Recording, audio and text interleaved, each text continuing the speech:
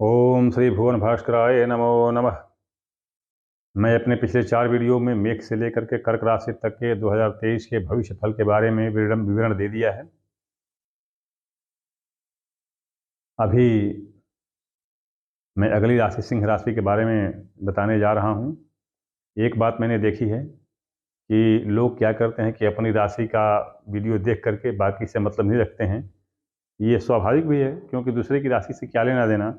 लेकिन जैसा कि मैं पहले बताया कि मैं कोई व्यावसायिक ज्योतिषी हूँ नहीं, तो इसमें क्या होता है व्यावसायिक ज्योतिषी में कि उनके पास पहले से वो अपना एक विवरण तैयार कर रखते हैं, तैयार करके लिख करके रखते हैं और उसको बोलते हैं। मैं ऐसा नहीं करता। नतीजा क्या होता है कि कुछ एक चीज़ें जो किसी एक और राशि के लिए लाभदायक होती हैं, वो दिमाग में रहती हैं, तो वो मैं बीच बीच में किसी भी राशि में मैं कह देता हूँ। तो वो बड़ी उपयोगी होती हैं और किसी राशि के लिए छूट जाती हैं। तो मैं सबसे आग्रह यही करूँगा कि यदि संभव हो सके तो अन्य वीडियो को भी देखें। क्या पता उसमें भी आपके राशि का कुछ चीज़, कोई जो फल लाभदायक हो वो उसमें हो। मैं अगली वीडियो बना रहा हूँ सिंह राशि का। तो मैं जैसा कि सब में पहले वीडियो में बता चुका हूँ कि ये संवत्सर जो है 2080, इसका राजा बुध होगा, मंत्री शुक्र होगा। और इसमें कुछ जो शुभ ग्रह हैं तो उनके लिए अच्छा विभाग मिला हुआ है, संसार का, सृष्टि का अच्छा विभाग मिला हुआ है। जैसे कि बता दूं आपको कि वर्षा का मतलब मेघ के स्वामी मेघेश, फलेश और दुर्गेश, रक्षा के स्वामी मेघेश, फलेश और दुर्गेश। मेघ का फल उद्यान, आंगनबाड़ी जैसे उद्यान, और रक्षा, दुर्ग रक्षा सुरक्षा का भाग गुरु गुरु पर गुरु को मिला हुआ है, बृहस्पति को मिला हुआ है। इसी तरह से फल फल अपना क्या नाम है, फसलों का फसलों का स्वामित्व चंद्रमा को मिला हुआ है। रसेस जो हैं, स्वयं रसेस, रस में जैसे बता दूं मैं आपको, ये पारा हो गया, आपका पन्ना हो गया, प्रवाल हो गया, ये सब रसों के स्वामी जो हैं वो स्वयं राजा हैं, बुध हैं। जो बुध हैं वही रसों के स्वामी हैं। ये धान्येश जो है ना, जैसे फसल काट के घर में आ गया तो उनको चूहों से, बीमारी से जो नष्ट हो, तो धान्येश जो है वह शनि को मिला हुआ है, एक मात्र विभाग। शेष सभी विभाग जो है ना अच्छे को मिला हुआ है। इस तरह से इस वर्ष का जो संवत्सर होगा वो 2 होगा, एक नल होगा और एक पिंगल होगा। तो ये दोनों संवत्सर जो हैं दोनों खराब हैं, इसलिए दोनों के दोनों ये विध्वंसकारी होंगे। अभी ये तो पूरे विश्व का हो गया। मैं आपको अपना सिंह राशि का बता रहा हूँ। सिंह राशि के वर्ष के प्रारंभ में ही सिंह राशि के सप्तम भाव में मंगल पड़ रहे हैं। सप्तम भाव में मंगल पड़ रहे हैं। 8वें भाव में चतुर्ग्रही योग है और भाग्य भाव में राहु और शुक्र हैं। लाभ भाव में मंगल है। अब देखिए, मैं आपको बता दूं कि 8वें भाव में मैंने बता दिया कि सिंह राशि के 8वें भाव में सूर्य, चंद्र, बुध और गुरु हैं। तो ये लग्न कुंडली नहीं है कि 8वें भाव में चतुर्ग्रही योग पड़ गया तो ये मुश्किल हो गया है और ये बड़ा बहुत गलत हो गया, ऐसी बात नहीं है। यह वर्ष कुंडली है। वर्ष कुंडली का मतलब वर्ष फल है यह। तो इसमें क्या है कि आपको जो ग्रहों का जो योग बता रहा है ये सिंह राशि के लिए उत्तम है। सिंह राशि के लिए उत्तम है। अभी 8वें भाव का क्यों गड़बड़ नहीं होगा, 8वें भाव में 4 ग्रहों का रहने से क्यों गड़बड़ नहीं होगा सिंह राशि वालों के लिए? क्योंकि 8वें भाव में सूर्य है, तो सूर्य क्या है, स्वयं लग्नेश है। लग्न भाव का अगर मान लेते हैं लग्न कुंडली ही, तो लग्न भाव का स्वामी सूर्य है। 8वें भाव में मीन राशि है, तो मीन राशि का स्वामी गुरु है, वो भी खुद अपने ही घर में 8वें भाव में बैठा हुआ है। बुध जो है वो लाभ भाव और धन भाव का स्वामी है, वो भी उसके साथ होकर बैठा। सारे शुभ ग्रह ही साथ बैठे हुए हैं। तो ये 8वां भाव प्रशस्त है, अच्छा है, शुभ फल देने वाला है। इसी प्रकार तीसरे भाव में मंगल धन धान लाभ, अनायास लाभ देने वाला है। शुक्र और राहु नवें भाव में भाग्य वृद्धि कर रहे हैं, भाग्य वृद्धि कर रहे हैं। तीसरे भाव में केतु ही गड़बड़ कर रहा है, क्योंकि केतु बड़ा ये उलट फिर जल्दी जल्दी उलट फिर कर देता है। अच्छा होते होते कोई भी चीज़ बुरा हो जाता है, बुरा होते होते कोई चीज़ अच्छा हो जाता है। जिसको आपने सोच रखा है कि ये तो बड़ा फल, अच्छा शुभ फल देने वाला होगा, वो बुरा फल देने वाला निकल जाता है। ये केतु की बड़ी विचित्र स्थिति है। तो इस प्रकार से यह सिंह राशि वालों के लिए यह जो वर्ष संवत 2080 होगा, संवत 2080 का साल उत्तम रहेगा।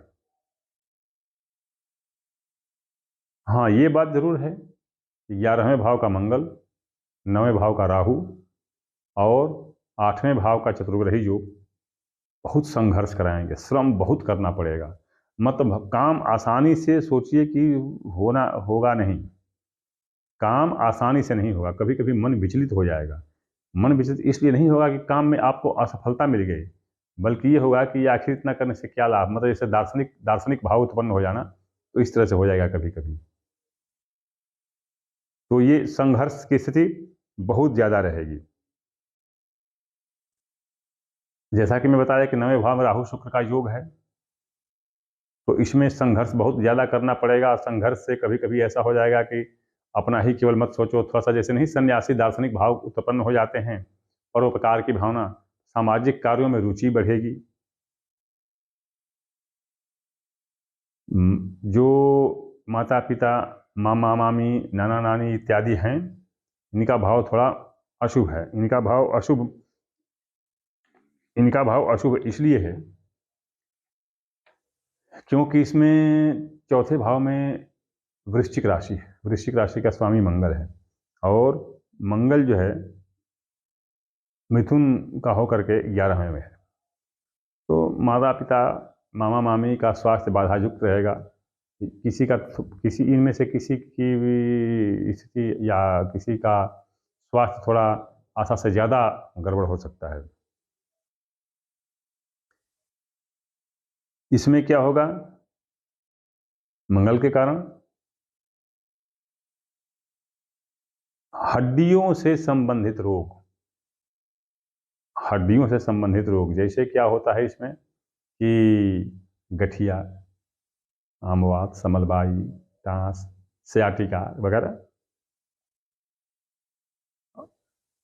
और जठर रोग, जैसे गैस नहीं होता आदमी को, गैस उत्पन्न हो जाना, और अपच हो जाना, पीलिया हो जाना, ये सब चीज़ें जठर रोग में होगा।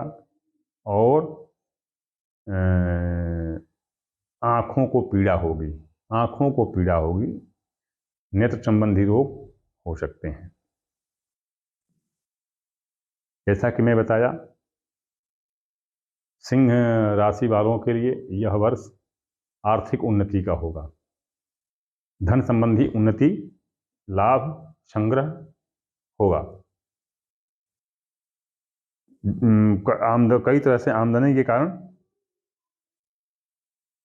लाभ होगा। लेकिन एक बात ध्यान रखना है, नौकरी करने वाले हैं तो थोड़ा सा अपने सहयोगियों से बच के रहना है, और बहुत थोड़ा चाक चौबंद होकर के नौकरी करना है। व्यवसाय में फूंक फूंक कर कदम रखना है। एकाएक इतने लाभ की आशंका नहीं कर देनी है कि कोई बहुत बड़ी बाधा उत्पन्न हो जाए और व्यापार में घाटा हो जाए। क्योंकि इसमें अगर ज़्यादा शीघ्रता करेंगे तो ऐसा लग रहा है, ग्रहों का अभाव ऐसा लग रहा है कि व्यापार में बहुत ज़बरदस्त घाटा हो जाएगा। तो इसलिए सोच समझ के काम करें। व्यवसाय का विस्तार करना हो तब, किसी को संग्रह, किसी वस्तु का संग्रह करना हो तब, या एकाएक बिक्री कर देना हो तब, तो बड़ा सोच समझ करके अचानक कदम न उठाइए, धीरे धीरे कदम उठाइए। और जब देखिए कि कोई गड़बड़, कोई बाधा आ रही है तो रोक दीजिए। ये नहीं कि एकाएक सब काम कर दिया और बाद में पछताने लगे, तो इसमें बहुत बड़े हानि की, बहुत बड़ा जोखिम वाला काम हो जाएगा ये। इसके अलावा स्त्री का भाव जो है स्त्री दाम्पत्य जीवन, पति का भाव चाहे स्त्री का भाव जो है ये बाधित है। इसमें मनमुटाव, पत्नी से संबंध बिछोह, यहाँ तक कि विच्छेद, संबंध विच्छेद तक की स्थिति आ जाएगी। इसमें वैमनस्य पत्नी से हो जाएगा, झगड़ा हो जाएगा। और यदि, ध्यान दीजिए, यदि आपको इस वर्ष में,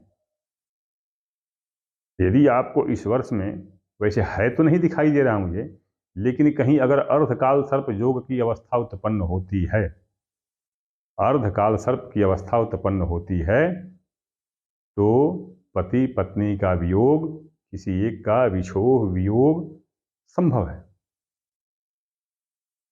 वैसे पूरे वर्ष भर में, क्योंकि राहु और केतु तथा शनि, इन तीनों की गति ऐसी है कि यह राहु केतु की एक तरफ सारे ग्रहों को एकत्र होने ही नहीं देंगे। यूं ही एकत्र होने की स्थिति आएगी तब तक गुरु इनके बाहर आ जाएगा। तो ऐसी स्थिति आ नहीं रही है, किंतु यदि आ जाती है तो पति या पत्नी में से किसी का एक वियोग संभावना नजर आ रही है। कोई देखिए परिवार में या अपने ऊपर किसी कारणवश अचानक भयंकर धन व्यय करने की स्थिति उत्पन्न हो रही है। बहुत बड़ा धन का व्यय किसी काम में होगा, या तो जमीन खरीदने में हो, या कोई बहुत बड़ी ऐसी बीमारी हो जाए कि बहुत बड़ा ऑपरेशन वगैरह कराना, या बहुत लंबा पैसा उसमें इन्वेस्ट करना पड़ जाए, तो ये स्थिति ये उत्पन्न होने वाली है। इसमें जो है आप शेयर बाजार, सट्टा बाजारी, युद्ध क्रीड़ा वगैरह ये सब जो है न करें इस वर्ष। अगर करते हो तो इस वर्ष के लिए स्थगित रखिए। अगर किसी कारणवश स्थगित नहीं कर सकते हैं तो ऐसा फूंक करके चलिए, ऐसा सोच कर चलिए, ऐसा निर्णय लेकर चलिए कि तत्काल बंद कर दीजिएगा, ताकि बहुत बड़े वित्तीय जोखिम से बचा जा सके। आपके लिए, सिंह राशि के लिए 3, 7, 9, 11 तीसरा महीना, हिंदी का महीना है, तीसरा महीना, 7वां महीना, 9वां महीना और 11वां महीना ये अशुभ है। इनमें कोई नया काम, विवाह, मंगल आदि कृत्य का कार्य कोई न करें। 3, 7, 9, 11, 3 मतलब जेठ, तीसरा महीना जेठ, इसे ही निकाल लीजिए। 3, 7वां, 9वां, 11वां महीना आपके लिए अशुभ है। अभी मैं बता दिया आपको कि ये भविष्यवाणी मैंने की है वर्तमान में हुए 25 अक्टूबर को ग्रहण, और सन 2023 में जो ग्रहण हो रहा है, जैसे सूर्य ग्रहण है एक होगा, वह 20 अप्रैल को होगा। तो 20 अप्रैल को होगा तो वो मेष राशि में होगा, अश्विनी नक्षत्र में होगा, तो मेष राशि में होगा। तो ये क्या है कि जो आजकल का वर्तमान विज्ञान है, तो हमारा ज्योतिष का लोग बनाने वाले, ज्योतिष बनाने वाले आधा से ज़्यादा वो विज्ञान पर भविष्यवाणी करते हैं, शास्त्र पर नहीं। तो वो विज्ञान की जो वेधशाला है उस पर आधार पर निर्धारित कर देते हैं कि क्या है, क्षैतिज अवस्था से यहाँ पर सूर्य आ गया है तो ये ग्रहण हो गया, तो अब इसकी रोशनी तो अब ऊपर जा नहीं पाएगी, ये यहीं पर रहेगी नीचे, तो इसलिए ऊपर वालों को लाभ नहीं, नुकसान नहीं होगा। ये सब बात विज्ञान के लिए है, हमारे शास्त्र के लिए नहीं है। हमारा शास्त्र की संकुचित दृष्टि नहीं, इतनी छोटी दृष्टि नहीं है हमारे शास्त्र के पास। शास्त्र का देखिए, अगर यहाँ पर सूर्य है तो यहाँ पर उसकी रोशनी नहीं आएगी पीछे, लेकिन सूर्य, ये आपको ये पता होगा कि प्रत्येक ग्रह और उपग्रह जितना भी प्रकाश और ज्योति पाते हैं सब सूर्य से पाते हैं, सूर्य से पाते हैं। इसीलिए सूर्य के कारण दिन में कोई ग्रह दिखाई नहीं देता है, और रात में इससे लेकर के, क्योंकि सूर्य जब क्षितिज से नीचे जाता है तो उसके किरणों से प्रकाशित होकर के सारे ग्रह नक्षत्र टिमटिमाते और चमकते हुए नजर आते हैं। चंद्रमा भी इसी तरह चमकता है। तो जब सूर्य, मान लीजिए कि हमको भारत में दृश्य नहीं है, ग्रहण मान लीजिए दृश्य नहीं है भारत में, लेकिन उसकी किरण चली गई चंद्रमा पर, उसकी किरण चली गई किसी और ग्रह पर, और वहां से टकरा करके फिर वापस आई, तो ये तो और ज़्यादा खतरनाक हो जाएगी। यह तो प्रत्यक्ष डायरेक्ट जो एक्लिप्स है, सोलर एक्लिप्स या ल्यूनर एक्लिप्स ग्रहण, तो जो सीधा सीधा डायरेक्ट ग्रहण है उसके किरणों से होने वाले दुष्प्रभाव से ज़्यादा दुष्प्रभावी ये अप्रत्यक्ष रूप से आने वाले किरणें होती हैं।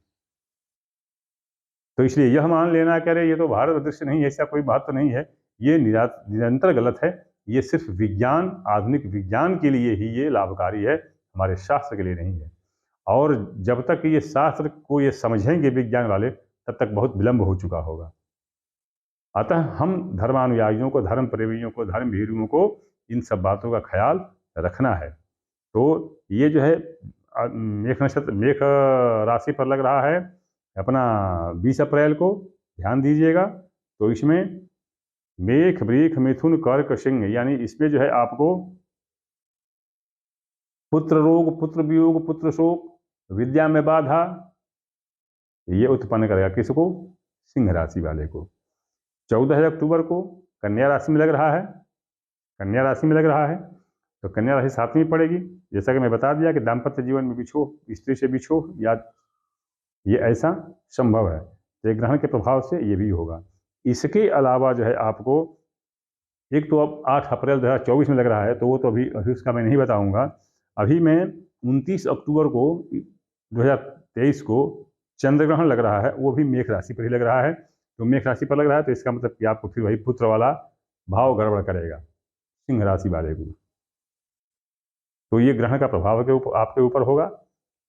इस विपदाओं से, इन कष्टों से बचने का क्या उपाय हो सकता है, क्या निदान हो सकता है, क्या पूजा पाठ करने से इससे मुक्ति मिलेगी, कौन सा रत्न धारण करना चाहिए, इन सबों का विवरण मैं फेसबुक पर पेज पर लिख करके दूंगा।